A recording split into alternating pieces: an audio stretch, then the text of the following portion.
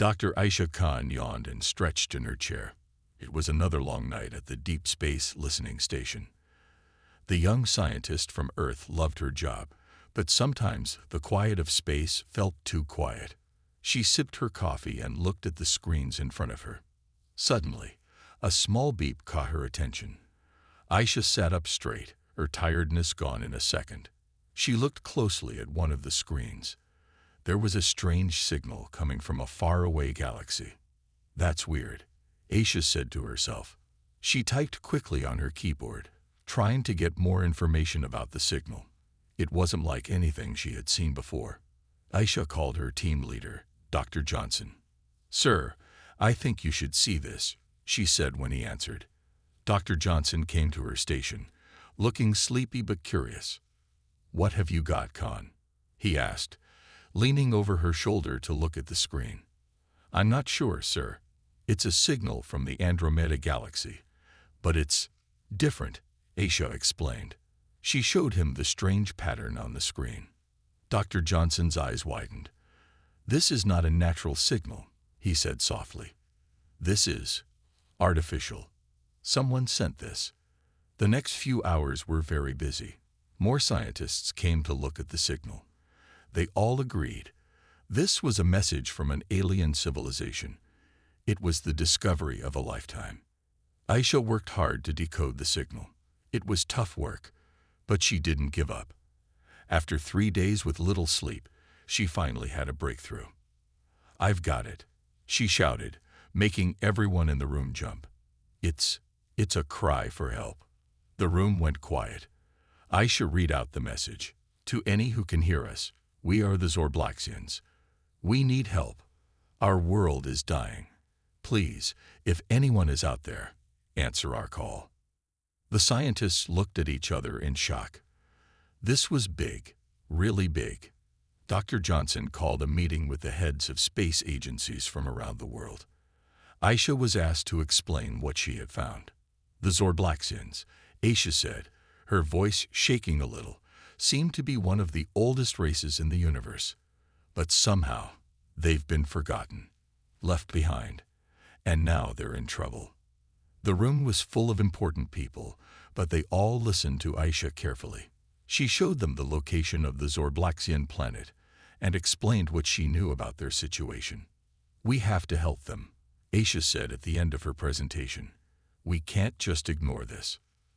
There was a lot of talk after that. Some people were excited about meeting a new alien race. Others were worried about the dangers. But in the end, they all agreed. Humanity would answer the Zorblaxians' call. Aisha couldn't believe it when she was chosen to be part of the first contact team. She would be one of the first humans to meet the Zorblaxians. As she packed her bags for the long journey, Aisha thought about how much her life had changed in just a few days. From a quiet night at the listening station to preparing for a trip to another galaxy. She looked out her window at the stars. Somewhere out there, the Zorblaxians were waiting. Aisha felt excited and a little scared, but mostly she felt proud. Proud that humans had heard a call for help and decided to answer it. "We're coming, Zorblaxians," she said softly to the stars.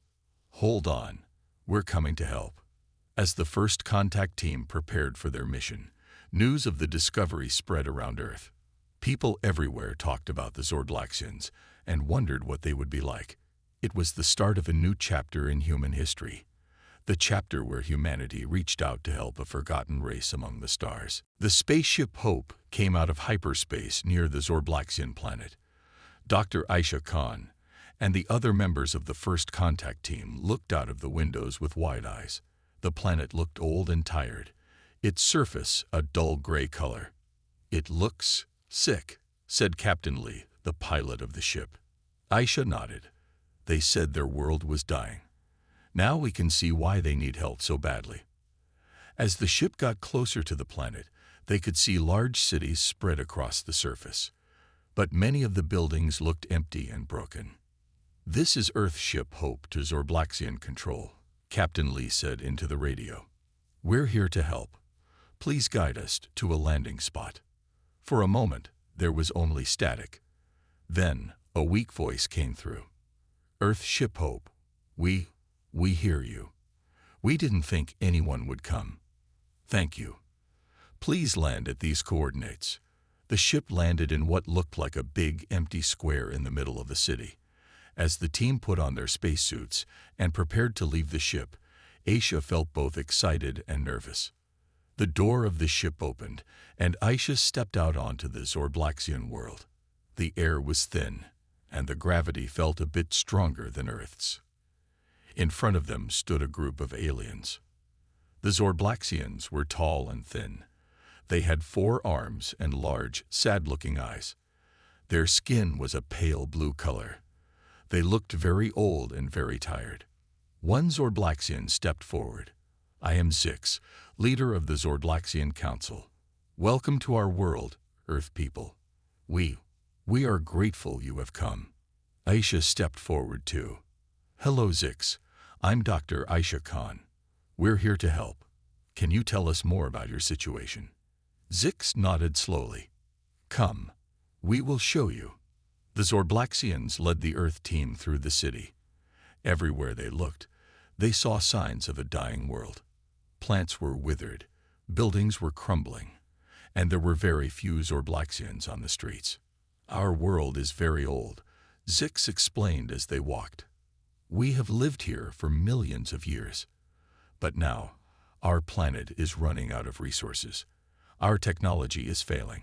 We are trapped here, slowly dying. But why hasn't anyone helped you before? Aisha asked. Surely other advanced races must have known about you. Zix's eyes looked even sadder. They knew, but they didn't care. We are old, they said. Our time has passed. They left us here to die. The Earth team looked at each other, shocked and angry. How could anyone be so cruel? Well, we're here now, Captain Lee said firmly. And we're going to help. They reached a big building that Zix said was the Zorblaxian Science Center. Inside, they saw Zorblaxian scientists working with very old equipment. This is the best technology we have left, Zix said. It's not enough to save our world. Aisha looked at the old machines, then at the tools they had brought from Earth. Their technology looked simple compared to what some advanced alien races had, but it was much newer than what the Zorblaxians were using. We can help with this, Aisha said. We can bring more advanced equipment from Earth. We can work together to find solutions. For the first time, Zix's eyes showed a glimmer of hope. You would do that for us. Of course, Aisha said. That's why we're here. The Earth team spent the rest of the day talking with the Zorblaxians, learning about their problems and sharing ideas. By the time they returned to their ship, they had a long list of things they needed to do. As Aisha looked out at the Zorblaxian city one last time before entering the ship, she felt determined. It wouldn't be easy, but they were going to help this forgotten race. We'll be back soon, she promised Zix. With more people, more equipment. We're going to help you save your world. Zix bowed all 4 of his arms. Thank you, Earth people. You have given us hope when no one else would. We will not forget this. As the ship took off to return to Earth, Aisha thought about the big task ahead of them. It would be hard work, but she knew it was the right thing to do.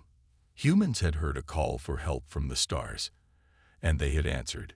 Now, they would show the galaxy what humanity was really capable of. The news of the Zorblaxians spread quickly on Earth.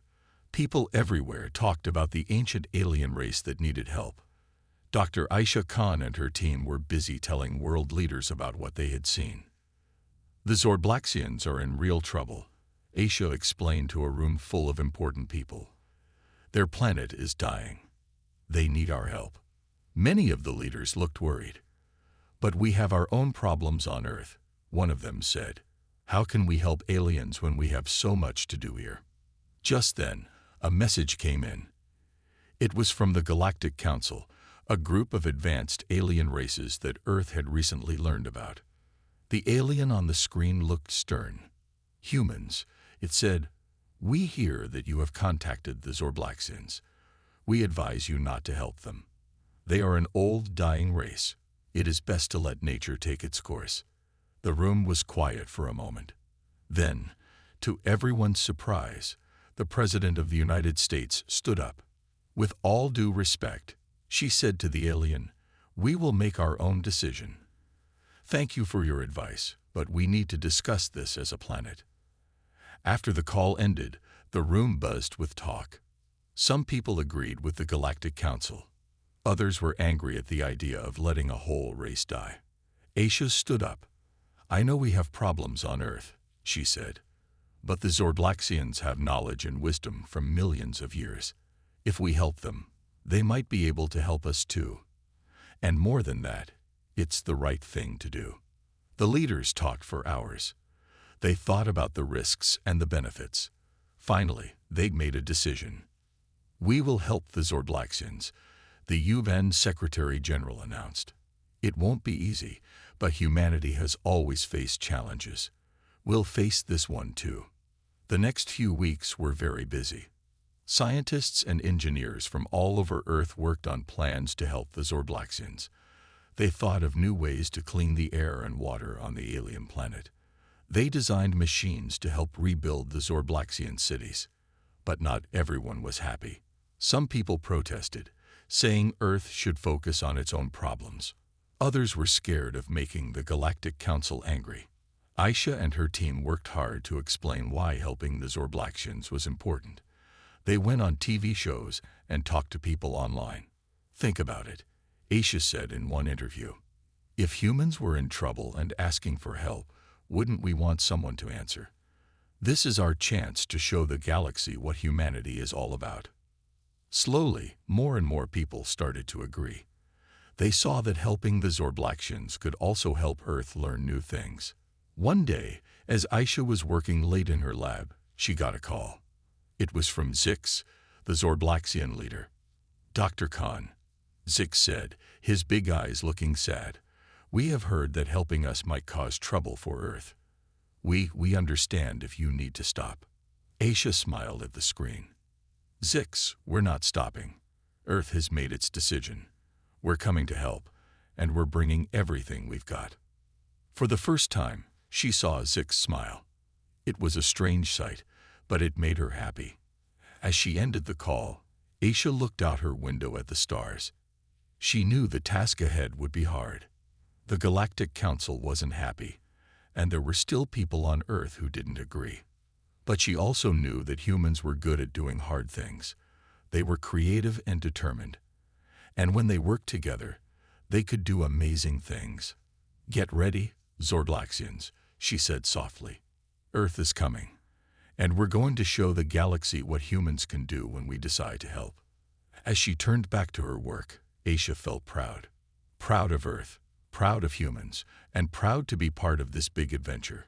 Whatever challenges lay ahead, she knew that humanity had made the right choice. The Earth ships landed on Zorblax, bringing scientists, engineers, and lots of equipment. Dr. Aisha Khan led the team, excited to start their work. Zix and other Zorblaxians watched in amazement as the humans set up their labs and machines.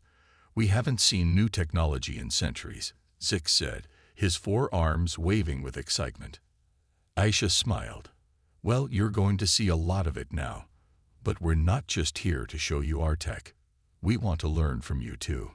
The humans and Zorblaxians started working together. At first, it was a bit confusing. The Zorblaxians thought in ways that seemed strange to the humans, and the humans did things that surprised the Zorblaxians. But soon, they began to understand each other.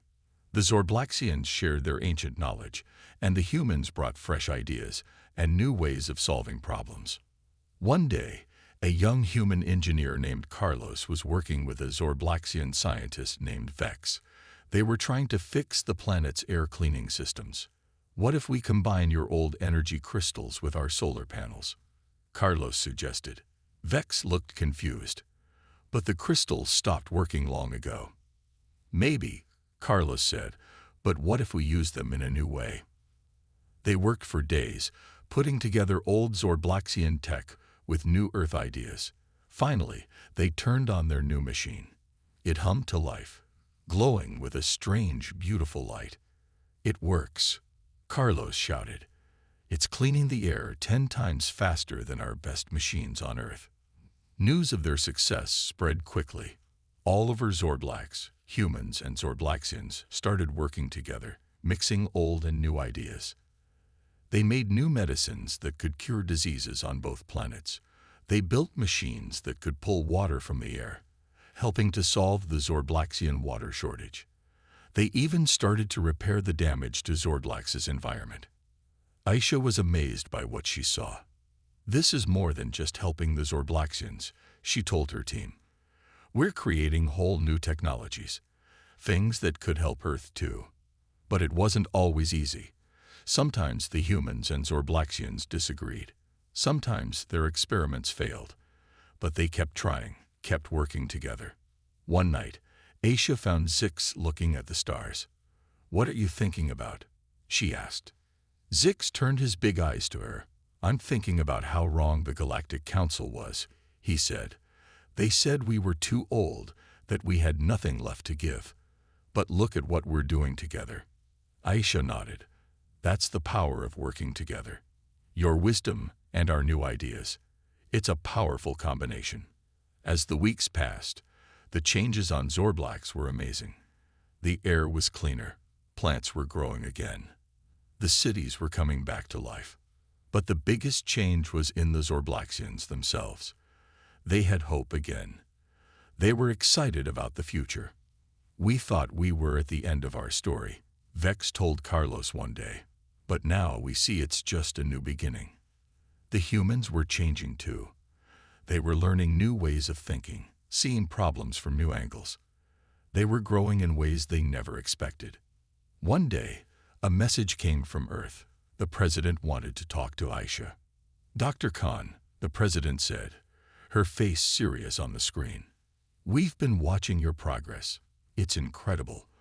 But we've also heard from the Galactic Council again. They're not happy about what we're doing." Aisha felt worried. "What do they say?" "They say we're upsetting the balance of the galaxy. That by helping the Zorblaxians, we're making ourselves too powerful." The president paused. "They want us to stop." Aisha looked around at the lab, at the humans and Zorblaxians working together. She thought of all they had accomplished, all they could still do. "Madam President," she said firmly, "we can't stop now. What we're doing here isn't just about the Zorblaxians or even about Earth. It's about showing the galaxy a better way. A way where we help each other and grow together." The president nodded slowly. "I agree, Dr. Khan. Keep up the good work. We'll handle the Galactic Council." As the call ended, Aisha felt a mix of pride and worry. They were doing amazing things on Zorblax, but she knew that their biggest challenges might still be ahead. The Galactic Council was not happy. In their big meeting room on a faraway planet, alien leaders from many worlds talked angrily about Earth and the Zorblaxians. "These humans are causing trouble," said a big green alien. "They should have left the Zorblaxians alone." "Yes," said another alien with 3 eyes. "The humans and Zorblaxians are becoming too powerful together. We must stop them." Meanwhile, on Earth, Dr. Aisha Khan was in a meeting with world leaders. She was telling them about all the good things happening on Zorblax. Suddenly, a message came in. It was from the Galactic Council. The alien on the screen looked angry. "Humans," it said, "you have gone too far. You must stop helping the Zorblaxians now. If you don't, there will be consequences." The room was quiet for a moment. Then the President of the United States stood up. "We will not stop," she said firmly. "We are doing good work on Zorblax. We are helping a dying race and learning new things. This is what humanity does." The alien's face got even angrier. "Then you leave us no choice. From now on, Earth is cut off from galactic trade. No alien ships will visit your planet. No alien goods will be sold to you." The screen went dark. The leaders looked at each other, worried. "What does this mean for us?" someone asked. Aisha spoke up. "It means things will be harder. We've been using some alien technology. Now we'll have to make our own. Over the next few weeks, things got tough on Earth. Prices went up for some things. Some factories had to close because they couldn't get alien materials. But something unexpected happened too. People on Earth started to work together more. Scientists and engineers worked hard to make new things to replace the alien tech. We don't need their stuff, people said. We can make our own, and we'll make it better. On Zorblax, Aisha and her team heard about what was happening on Earth. They felt bad and wanted to help. We have learned so much from you, said Zix, the Zorblaxian leader. Now it's our turn to help Earth. The Zorblaxians shared more of their ancient knowledge. They taught the humans how to make new kinds of energy, how to grow food in hard places, and how to make machines that could clean the air and water better than ever before. Back on Earth, these new ideas helped a lot. The problems caused by the Galactic Council's punishment started to get better. But the Galactic Council wasn't done. They sent another message to Earth. You still haven't stopped, the alien leader said. Now we will take stronger action. We have big warships. If you don't stop helping the Zorblaxians, we will use them. This scared many people on Earth. Some said they should stop helping the Zorblaxians to avoid a war. But others disagreed. We can't let them bully us. They said, we're doing the right thing, and we should keep doing it. Aisha was worried too, but she had an idea. She called a meeting with the Earth leaders and the Zorblaxians. We've been so busy making new technology, she said, that we forgot about one important thing. Defense. We need to protect ourselves and Zorblax. But how? Asked the president. Their ships are much stronger than ours. Aisha smiled. Maybe not for long. We've learned a lot from the Zorblaxians, and they've learned from us. I think together, we can make defenses that even the Galactic Council can't beat. Everyone liked this idea. Soon, humans and Zorblaxians were working together again, this time to make new ships and weapons. They mixed Earth's best war technology with Zorblaxian ancient wisdom. They made ships that could move faster than anything the Galactic Council had. They made shields that could stop the strongest weapons. As they worked, Aisha felt both excited and sad. She didn't want to fight, but she knew they had to be ready to protect themselves. We're not looking for a war, she told her team. But we won't let anyone stop us from doing what's right. We'll show the galaxy that humans and Zorblaxians together are a force to be reckoned with. As the new ships and defenses were built, Earth and Zorblax prepared for whatever might come next. The galaxy was changing, and humanity was at the center of that change. Whatever happened, they would face it together. The day everyone feared finally came. Huge ships from the Galactic Council appeared in the sky above Earth and Zorblax. They were big and scary, with weapons pointing at the planets. On Earth, people looked up at the sky with worry. On Zorblax, the Zorblaxians huddled in their homes, afraid of what might happen. But Dr. Aisha Khan and her team were ready. They had worked hard with the Zorblaxians to prepare for this moment. Activate the shields, Aisha said into her communicator. All around Earth and Zorblax, invisible shields went up. They were made with a mix of human and Zorblaxian technology, stronger than anything the galaxy had seen before. The leader of the Galactic Council appeared on screens all over Earth and Zorblax. He looked angry. Humans and Zorblaxians, he said, this is your last chance. Stop working together, or we will attack. The president of Earth stepped forward to answer. We will not stop, she said firmly. We are doing good work here. We are helping each other and growing together. If you attack us, we will defend ourselves. The alien leader looked surprised. He hadn't expected such a strong response. Just then, ships started to rise from Earth and Zorblax. They were the new ships that humans and Zorblaxians had built together. They were smaller than the Council's ships, but they moved faster and had amazing weapons. The Council leader's eyes went wide.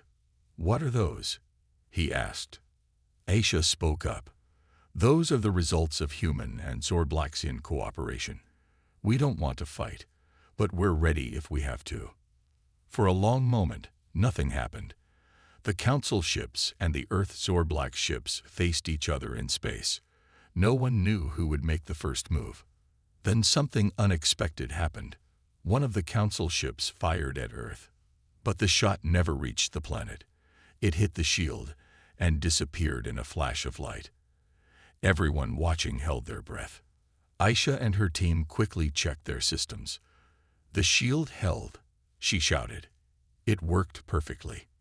The Council ships fired again and again, but nothing could get through the shields. The Earth Zorblax ships didn't fire back. They just stayed in position, protecting their planets. After hours of this, the Council ships stopped firing. They had used up a lot of their power, but hadn't done any damage. The Council leader appeared on the screens again. He looked tired and confused. "How is this possible?" he asked. "Your defenses, they're stronger than anything we've seen." "This is what happens when races work together instead of fighting," Aisha said. "We've learned from each other. We've grown stronger together." More hours passed. The standoff continued. On Earth and Zorblax, people watched and waited. In space, the ships stayed in position, neither side attacking. Finally, after what seemed like forever, the Council leader spoke again. We need to talk," he said. "This situation is not what we expected." The President of Earth nodded. "Yes, let's talk.